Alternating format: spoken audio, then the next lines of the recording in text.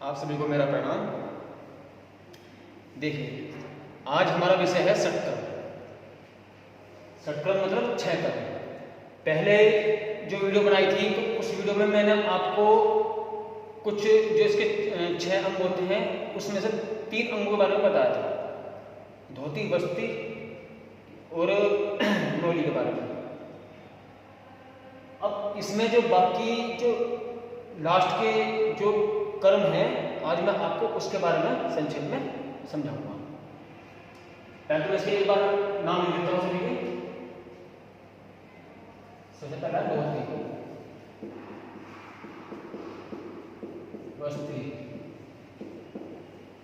नेति, नौली, त्राटक और कपालभाति।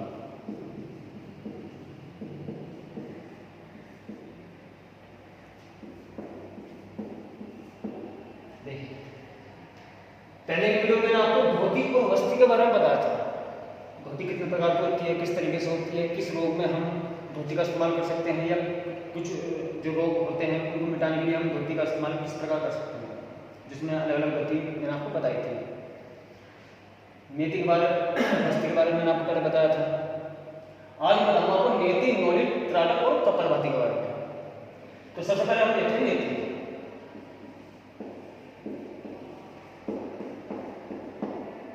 देखो, नेति क्रिया हमारे योग विज्ञान में नेति को कई प्रकार से बताया गया है। नेति का अर्थ होता है कि जब हम किसी जल द्वारा अपने नासिका छिद्रों की सफाई करते हैं या हम अपने कपाल प्रदेश की सफाई करते हैं, उस क्रिया को हम नेति कहते हैं। इसमें नेति अलग अलग प्रकार की होती है। जैसे कि एक तो होती है हमारी जल नेति, जो जल के द्वारा होती है। एक होती है हमारी रबड़ नेति, जो रबड़ के द्वारा होती है। एक होती है हमारी सूत्र नेति, जो कि एक सूती कपड़े के एक रस्सी द्वारा होती है। वो मैं आपको आगे बताऊंगा कि इसमें कौन कौन सी किस प्रकार यूज होती है। सबसे पहले हम लेते हैं नेति क्रिया। देखो, नेति क्रिया जैसे कि आपने देखा होगा, ये हमारे जो कफ प्रदेश के जो रोग होते हैं, जैसे कि हमारी नासिका के रोग हैं, हमारी आंखों के रोग हैं, हमारे कानों के रोग हैं, तो ये हमारे ज़्यादा कफ प्रदेश में आते हैं। नेति करने के जैसे हम नेति करते हैं तो हम जो हमारी आंतरिक जो अंग होते हैं, ये हमारी वहनियाँ होती हैं, रक्त वहनियाँ जो होती हैं, ये हमारे धमनियाँ जो होती हैं, उनके अंदर से हम मल को कैसे बाहर निष्कासित करते हैं, या जो अंदर हमारे विषैले तत्व जो इकट्ठा हो जाते हैं, जो जम जाते हैं, तो उसको हम किस प्रकार बाहर निकाल सकते हैं।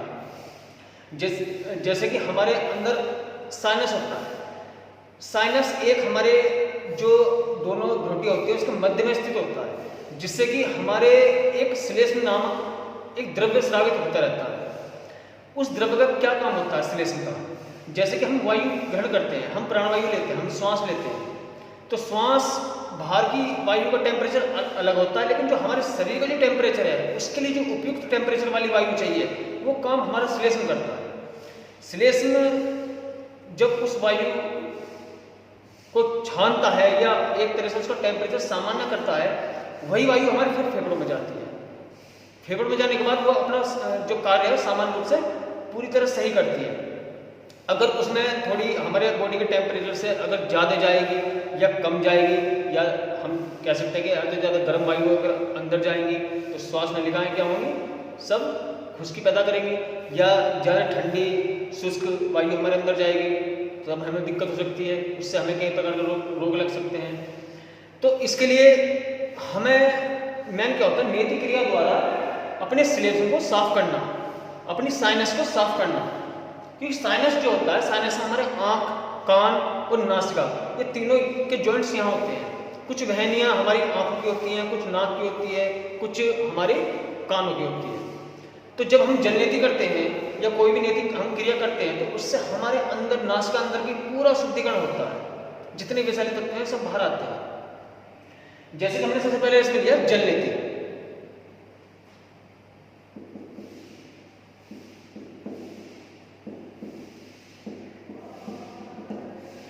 देखिए, जल नेति जल द्वारा जो की जाती है उसको जल नेति बोलते हैं। जैसे कि हम एक विशेष प्रकार का लोटा इसमें यूज होता है, एक यौगिक लोटा बोलते हैं उसको, उसमें विशेष प्रकार की टोंटी होती है जो कि जब हम जल नीति करते हैं तो वो आराम से हमारे एक नासिका छिद्र में आराम से आ जाए, वहाँ पर सेट हो जाए आराम से, जिससे कि जो जल हम अंदर की ओर डाल रहे हैं वो बाहर की तरफ निष्कासित ना हो। तो इसमें क्या होता है, इसमें हम कम से कम 1 लोटा या 1.5 या 2 लोटा जितने भी आप जितनी देर तक कर सकते हो उतना गुनगुना पानी लीजिए। गुनगुना इतना होना चाहिए कि ना ज़्यादा वो गर्म हो और ना ज़्यादा ठंडा हो। उसमें कम से कम भी जैसे कि 1 लोटा जल है तो 1 लोटे जल में कम से कम आधा चम्मच नमक हमको डालना चाहिए। नमक में हमें सेंधा नमक इसके लिए सबसे बेस्ट होता है। अगर सेंधा नमक नहीं है तो जो काला नमक होता है उसके बाद हम वो डाल सकते हैं। अगर वो भी उपलब्ध नहीं है तो जो एक नॉर्मली जो नमक आता है आप उसका यूज कर सकते हैं। तो उसमें पानी में या जल में नमक घोलने के बाद हम एक उखलू टाइप में बोलते हैं, हमारे इसमें बोलते हैं कागासन। उसको कागासन की अवस्था में हमको बैठना होता है या खड़े होना होता है। जैसे कि मैं आपको बताता हूँ, या तो उत्कट आसन जैसे हम करते हैं उस अवस्था में हमको खड़ा होना होता है। और उस लोटे की जो टोंटी होती है उसको एक नाक में दबा डालकर और दूसरी नासिका से जल ऑटोमेटिक बाहर होता रहता है। तो जब हमारे जल ये नासिका के अंदर जाता है, यहाँ पर हमारी जो साइनस है वहाँ पर टच होता है, वहाँ पर दबाव डालता है, तो जो यहाँ अंदर गंदगी है वो सारी धीरे धीरे ऑटोमेटिक दूसरी नासिका छिद्र से बाहर निकल जाती है।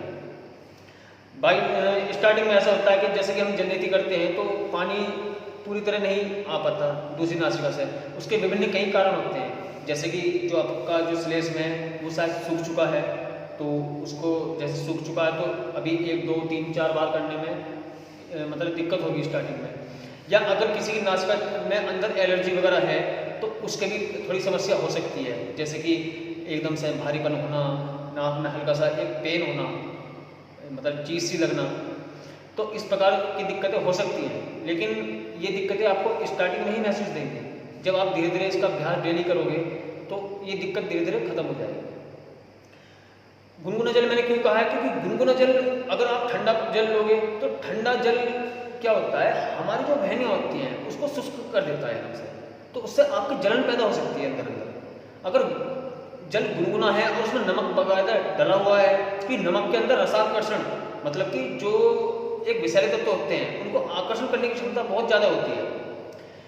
और जब आप नमक डालकर गुनगुना जल डालोगे तो जो हमारी साइनस जो यहाँ पर जमा होता है उस पर दबाव पड़ेगा। दबाव पड़ने के बाद जितना उससे श्लेष्म में निकलना चाहिए नियंत्रित मात्रा में, उतना श्लेष्म वहाँ से स्रावित होगा। जो शुष्क श्लेष्म होता है, जो श्लेष्म जम जाता है अंदर, सूख चुका होता है, वो खासकर जैसे गर्मियों के मौसम में होता है, आपने कभी जलन महसूस की होगी तो आपको महसूस हुआ होगा। तो जो श्लेष्म होता है वो धीरे धीरे धीरे जल के द्वारा ढीला पड़ जाता है। जो ढीला पड़ेगा तो वो धीरे धीरे धीरे ऑटोमेटिक बाहर निकलेगा। तो जल नीति हम इस प्रकार कर सकते हैं, क्योंकि इसमें छोटी सी वीडियो में आपको विस्तार से नहीं बता सकता, क्योंकि ये अगर आप क्रिया करते हैं, षटक्रम की कोई भी अभ्यास करते हैं, तो किसी योग चिकित्सक या योगा टीचर या योग विशेषज्ञ के परामर्श अनुसार ही उसके सामने ही आपको करना चाहिए, क्योंकि इसमें कई चीज़ें सावधानियाँ ऐसी हैं जो कि आपको निभानी पड़ती हैं। इसमें खान पीन में बहुत विशेष महत्व रहता है कि जल नीति करने से पहले क्या खाना चाहिए, उसके बाद कितनी देर में या कब या क्या खाना चाहिए, ये सब चीज़ें बहुत गौर करने वाली होती हैं। इसमें फिर दूसरा आता है आपका रबड़ नीति।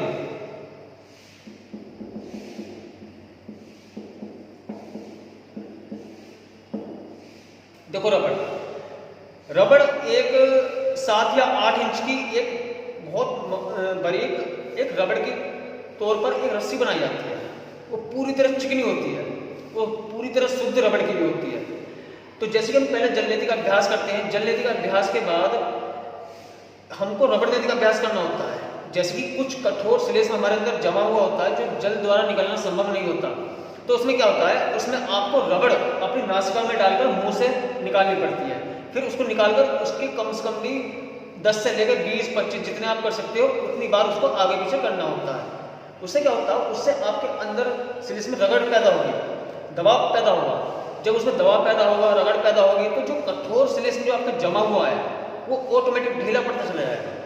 फिर इसके बाद हम जल नीति करते हैं तो वो जो श्लेष्म ढीला हुआ है वो ऑटोमेटिक बाहर आ जाएगा। दूसरा जो हमारी रक्त वाहिनियाँ होती हैं उस पर अंदर जब हम रबड़ नीति करते हैं तो उस पर दबाव पड़ता है, जिससे कि हमारा जो एक ऑक्सीजन संचार जो अंदर की तरफ होता है या हम रक्त संचार जो हमारी वहनियों में चलता है वो पूरी तरह उत्तेजित होकर पूरी तरह सामान्य हो जाता है।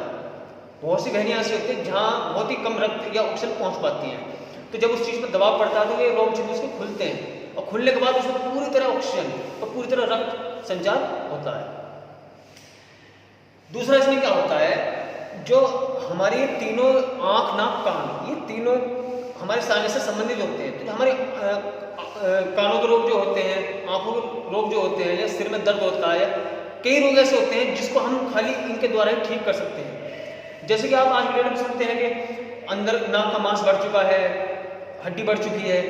अगर आप अभ्यास करते हो इसका जल नीति का या रबड़ नीति का या सूत्र नीति का, तो वास्तव में आपको ये छोटी मोटी समस्याएं कभी नहीं हो सकती। जो मांस बढ़ता है उसका क्या रीजन होता है, जैसे कि एक्स्ट्रा वसा होती है, हमारे जैसे फैट होता है, हमारे बाहर तो फैट दिख जाता है कि हाँ फैट जमा हुआ है, हमारी रक्त वाहिनी में अंदर की ओर फैट जमता है। लेकिन जैसे कि हमारे ये रोम छिद्र होते हैं, नासिका के दोनों छिद्र होते हैं, इसमें क्या होता है, इसमें अंदर एक्स्ट्रा फैट जमा हो जाता है, जिसको हम एक मांस कहते हैं कि मांस का रूप वो ले चुके हैं। ऐसा कुछ नहीं होता, वो एक्स्ट्रा फैट होता है। जब आप रबड़ नीति करते हो या तीसरा जैसे कि आप सूत्र नीति करते हो,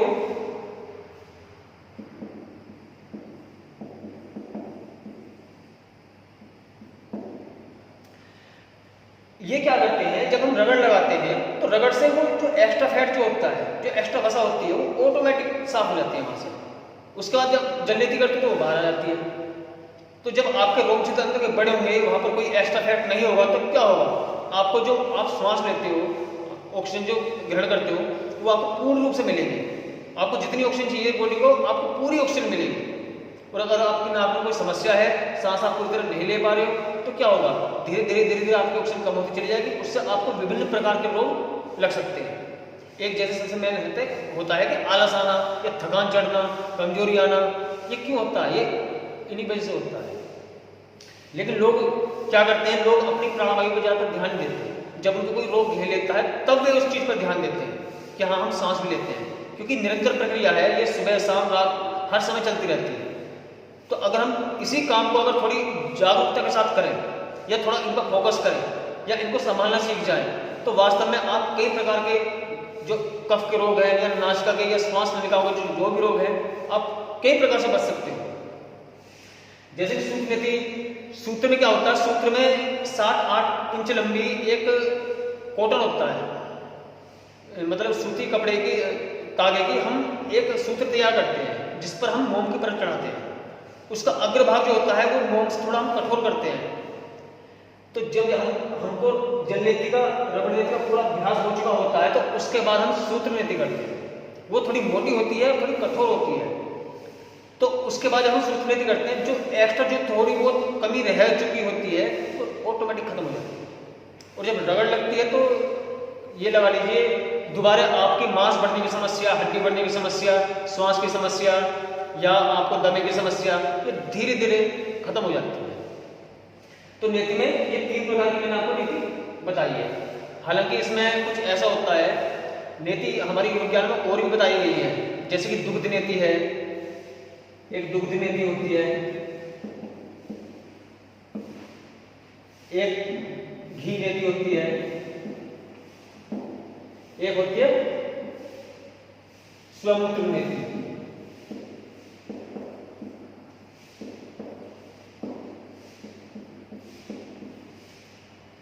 देखिए, जब हम किसी रोग को ठीक करने के लिए किसी विशेष तौर पर हम इसकी एक योग चिकित्सा करते हैं नीति द्वारा, तो उसमें हमको ये यूज करनी होती है, दुग्ध नीति, घी नीति और स्वमूत्र नीति। जैसे कि आपने सुना होगा कि बचपन से उसको नज़ला जुकाम बहुत रहता है, या कोई भी समस्या है, या उसको श्वास की समस्या है, या कोई कफ की समस्या है, या जैसे कि नाक मैंने बताया था कि हड्डी बढ़ना या मांस बढ़ना, ऐसी छोटी मोटी जो समस्याएं हैं, और किसी रोग का विशेष उपचार अगर हमको करना है तो उसमें हम यूज करते हैं दुग्ध नीति।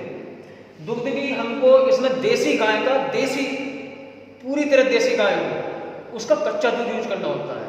इसके तरीके होते हैं यूज करने के, किस तरीके से होता है, किस तरीके से। इसके बाद घी नीति होता है। पहले हमारे जो योगी पुरुष होते थे या ऋषि मुनि जो होते थे ये क्या करते थे, ये यही चीज़ों का उपयोग करते थे। घी नेति को हम 2 बार भी उपयोग कर सकते हैं, ये भी एक खास तौर पर किसी विशेष चिकित्सा के माध्यम से उपयोग होता है। एक होता है स्वमूत्र नेति। स्वमूत्र का मतलब है जो अपना स्वयं का जो मूत्र होता है, तो उससे हम स्वमूत्र नेति जो करते हैं उसमें क्या होता है, उसमें भी कुछ विशेष सावधानियां होती हैं। जैसे कि सुबह के समय का पहला मूत्र हो, उसका अग्रभाग और लास्ट वाला भाग उसको निकाल लेते हैं। सिर्फ जो मध्य वाला जो भाग होता है उसकी 2 बूंद सिर्फ हमको 1 लोटे जल में डालनी होती है, तब ये नेति करनी होती है। लेकिन ये विशेष तौर पर किसी खास चिकित्सा के माध्यम से हम करते हैं। और स्वमूत्र नेति के बाद हमको जल नेति भी जरूर करनी पड़ती है, क्योंकि हमारे जो मूत्र होता है इसके अंदर लवण बहुत ज़्यादा होता है, तो इसमें जो हमारे लवणीय पदार्थ जो होते हैं हमारे अंदर जलन पैदा कर सकते हैं, विषाक्त कण भी इसमें काफ़ी होते हैं। तो इसके बाद जल नेति करनी बहुत आवश्यक होती है। ये वैसे तो हम प्रैक्टिकली बहुत अच्छा कराते हैं, क्योंकि मैं इस छोटी वीडियो में सबको विस्तार से नहीं बता सकता। ये अपना करने की कभी कोशिश ना करें। दुग्ध नेति, घी नेति और स्वमूत्र नेति आप नॉर्मल अपने घर पर सिर्फ जल नेति और रबड़ नेति कर सकते हो, ठीक। अब इसके बाद हमारा आता है आज की वीडियो में दूसरा नौली क्रिया। इसको हम नौलिकी भी बोलते हैं।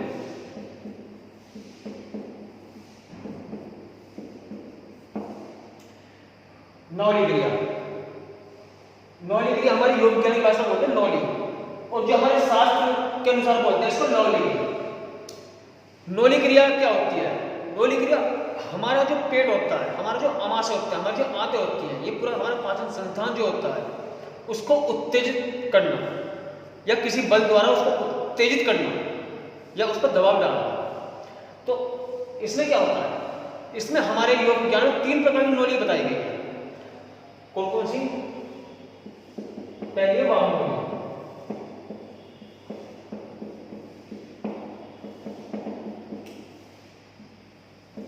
दूसरी है दक्षिण नौली,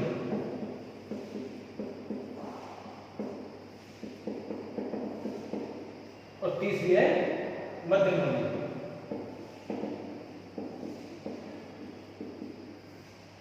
देखिए वाम नौली, दक्षिण नौली और मध्य नौली। किसी किसी शास्त्र में हमारे में 4 नौली भी बताई गई है, लेकिन आपको यहां से 3 का ही बार बार करना है।